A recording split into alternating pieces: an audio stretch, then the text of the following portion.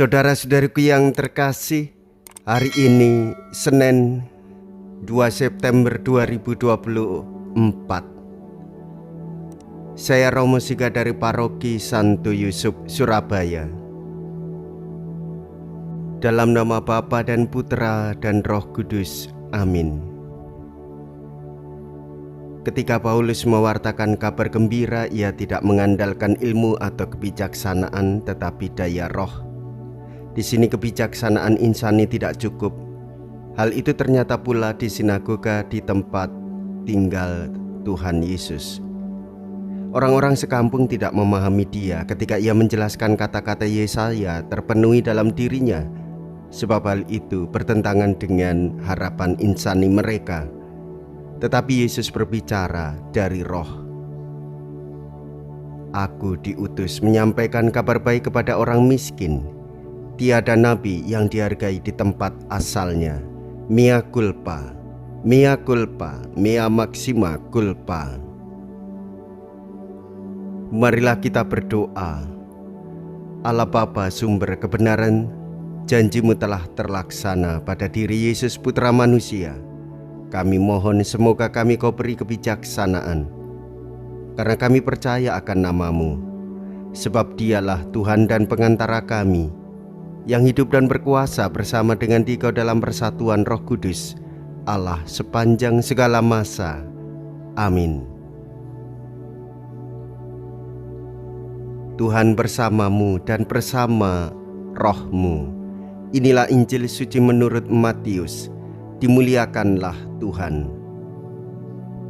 Matius bab 4 ayat 16 sampai dengan ayat 20.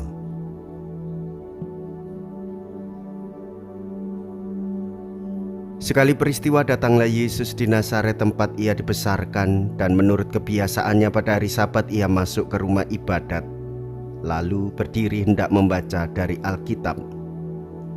Kepadanya diberikan kitab Nabi Yesaya, dan setelah dibukanya ia menemukan nas di mana ada tertulis, Roh Tuhan ada padaku, oleh sebab itu ia telah mengurapi aku untuk menyampaikan kabar baik kepada orang-orang miskin, dan ia telah mengutus aku untuk memberitakan pembebasan kepada orang-orang tawanan dan penglihatan bagi orang-orang buta, untuk membebaskan orang-orang yang tertindas, untuk memberitakan tahun rahmat Tuhan telah datang.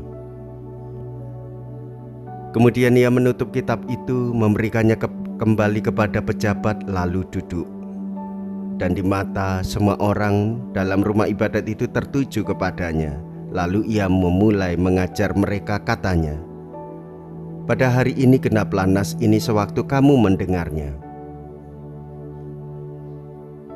Dan semua orang itu membenarkan dia, dan mereka heran akan kata-kata yang indah yang diucapkannya. Lalu kata mereka, bukankah ia ini anak Yusuf?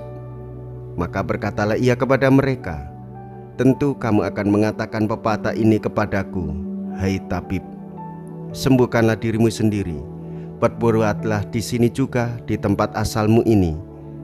Segala yang kami dengar yang telah terjadi di Kapernaum.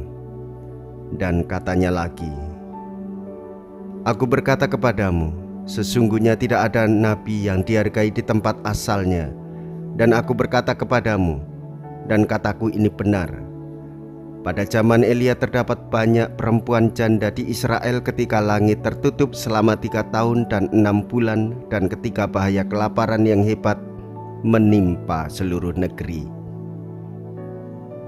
Tetapi Elia diutus bukan kepada salah seorang dari mereka, melainkan kepada seorang perempuan janda di Sarfat di tanah Sidon.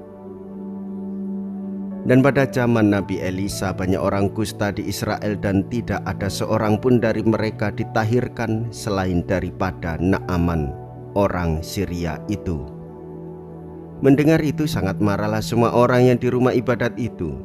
Mereka bangun lalu menghalau Yesus keluar kota dan membawa dia ke tebing gunung tempat kota itu terletak, untuk melemparkan dia dari tebing itu. Tetapi ia berjalan lewat dari tengah-tengah mereka, lalu pergi. Demikianlah sabda Tuhan. Terpujilah Kristus. Saudara-saudariku yang terkasih, misi Yesus mewujudkan kerajaan Allah, pembebasan bagi setiap orang.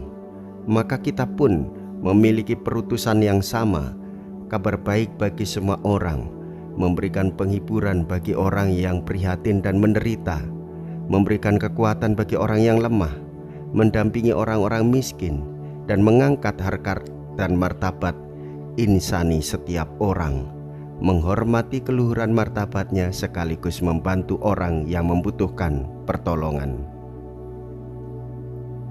Jikalau kita berani hidup menderita dalam Yesus, maka kita pun akan dipermuliakan di dalam Kristus. Terpujilah nama Yesus, Bunda Maria, dan Santo Yosef untuk selama-lamanya. Marilah kita berdoa. Allah Bapa Maha Pengasih dan Penyayang, kami bersyukur atas duta rahmat-Mu yaitu Yesus Sang Mesias.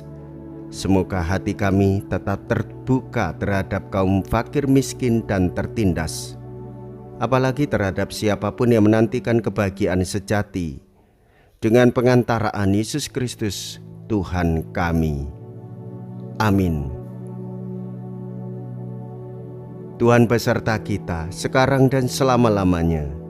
Semoga Allah yang Maha Kuasa memberkati saudara sekalian, Bapa dan Putra dan Roh Kudus. Amin. Saudara-saudariku yang terkasih, pergilah. Ibadah sabda sudah selesai. Syukur kepada Allah.